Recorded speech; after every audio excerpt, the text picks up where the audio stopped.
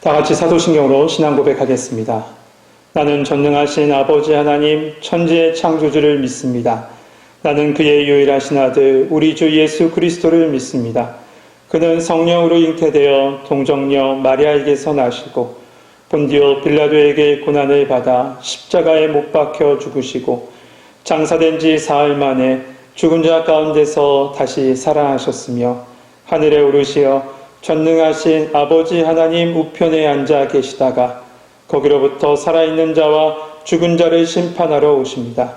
나는 성령을 믿으며 거룩한 공교회와 성도의 교제와 죄를 용서받는 것과 몸의 부활과 영생을 믿습니다. 아멘. 찬송가 428장 찬양하시겠습니다. 찬송가 428장입니다.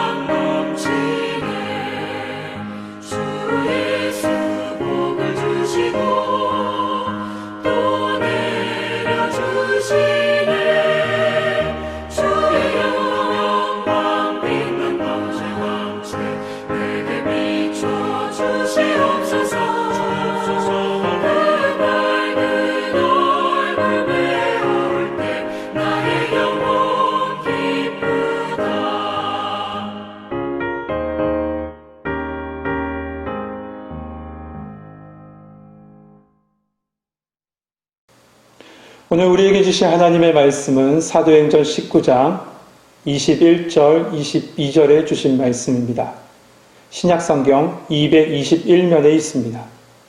사도행전 19장 21절, 22절에 주신 말씀, 하나님의 말씀을 봉독하겠습니다. 이 일이 있은 후에 바울이 마게도냐와 아가야를 거쳐 예루살렘에 가기로 작정하여 이르되 내가 거기 갔다가 후에 로마도 보아야 하리라 하고 자기를 돕는 사람 중에서 디모데와 에라스도 두 사람을 마게도냐로 보내고 자기는 아시아에 얼마 동안 더 있으니라. 아멘. 할렐루야. 오늘도 예배 자리를 찾은 우리 모든 성도님들에게 하나님의 평강과 그리스도의 인도하심이 함께하길 소망합니다. 우리는 짧게 두 절의 말씀을 읽었습니다. 이 말씀 속에 우리에게 주신 오늘 하루의 은혜가 있습니다. 오늘 21절 말씀은 이렇게 시작하고 있습니다. 이 일이 있은 후에. 이 일은 이곳 에베소에서 있었던 모든 일들을 이야기합니다. 그렇다면 이곳 에베소에서 어떠한 일이 있었을까요? 하나씩 살펴보면 먼저 바울이 이 에베소에 왔을 때 예수님을 지적으로만 알고 있었던 제자들을 만납니다. 그들은 진정으로 예수가 그리스도 되시고 하나님의 아들 되심을 알지 못했습니다. 당연히 성령님이 계심도 알지 못했습니다. 이에 그들에게 바울은 온전한 십자가 복음을 가르쳐 줍니다. 그러자 그들이 예수님을 믿게 됩니다. 예수가 그리스도 되심을 고백합니다.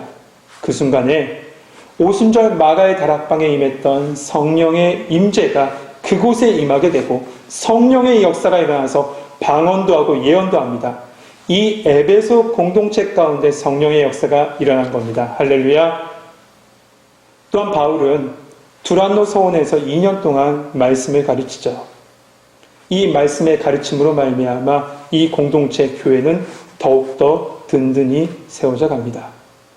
이곳 에베소에서는 또한 기적과 이적도 일어났습니다.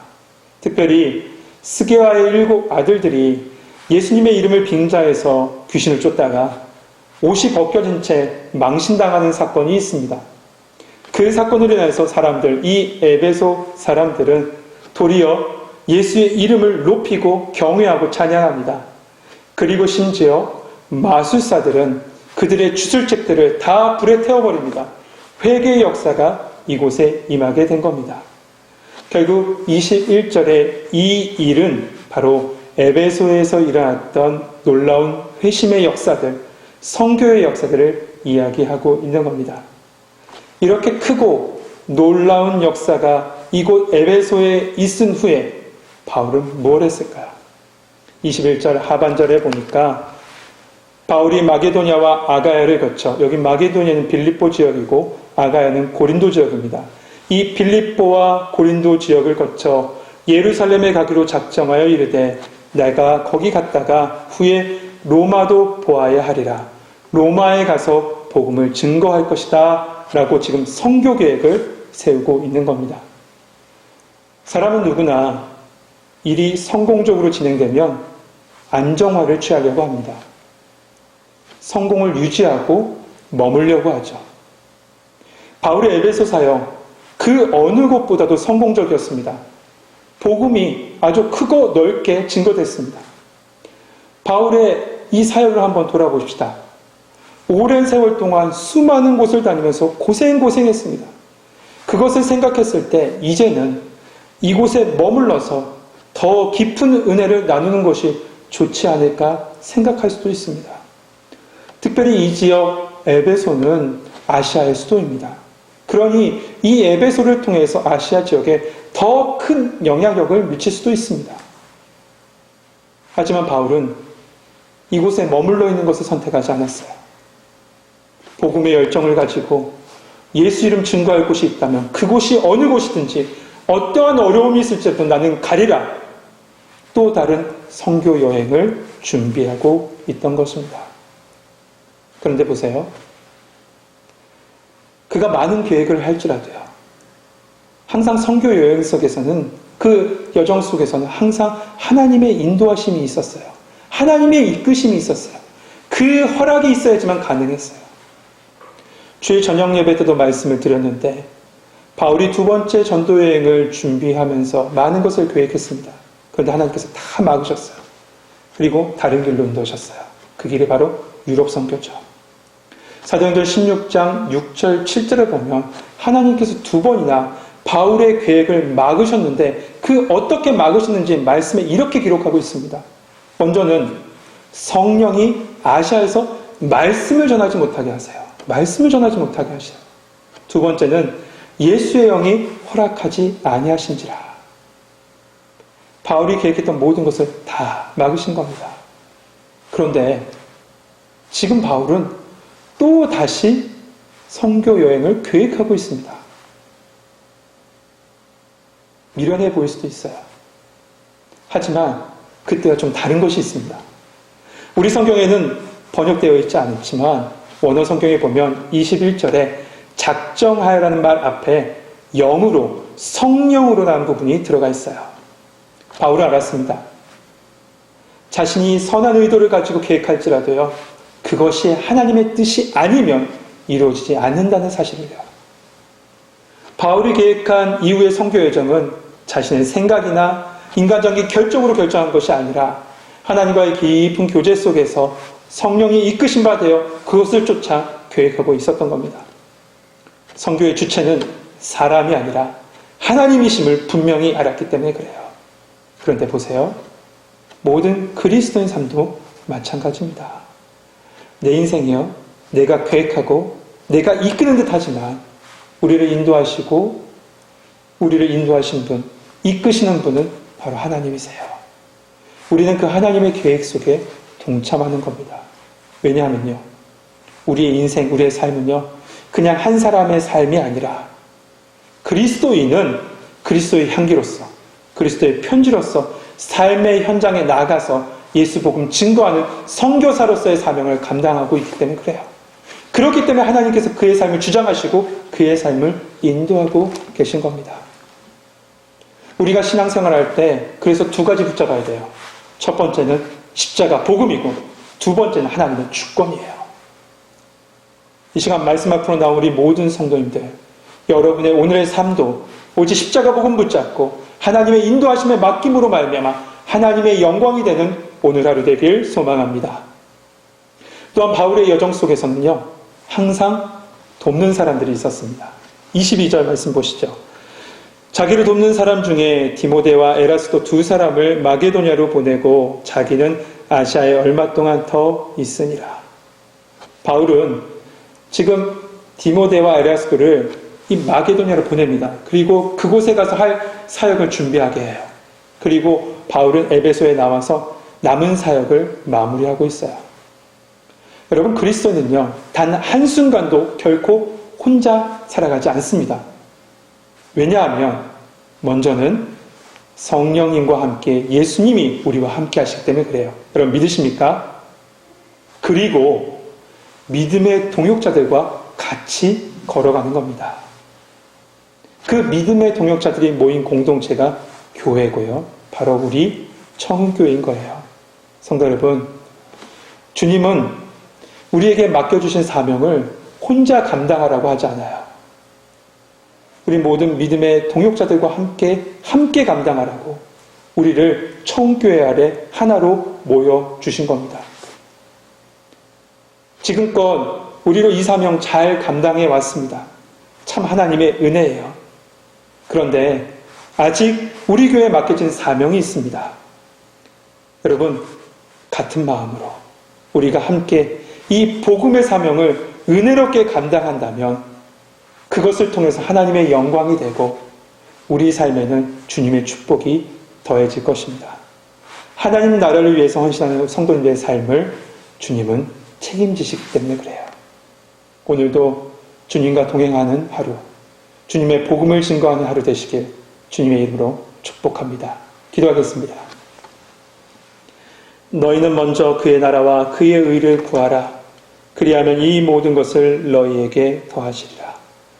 은혜와 평강의 하나님, 우리의 모든 것이 하나님의 손길 안에 있음을 고백합니다.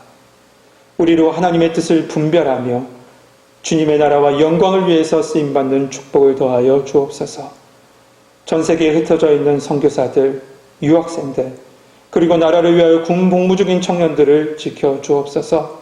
주님, 코로나로 인하여 많은 사람들이 어려움을 겪고 있습니다. 아버지 하나님, 이 모든 질병이 예수 빛으로 다 물러가는 역사가 속히 이루어지게 하여 주옵소서. 특별히 주의 백성들을 지켜 주옵소서. 그의 생업과 그의 가정과 그의 건강을 지켜주시고 믿음으로 더욱더 강건해지는 우리 주의 성도들 될 수 있도록 도와주옵소서. 전교에 속한 모든 성도들의 가정마다 하나님의 평강과 그리스도의 은혜가 더욱더 넘쳐나게 소망하며 예수 그리스도의 이름으로 기도하옵나이다. 아멘.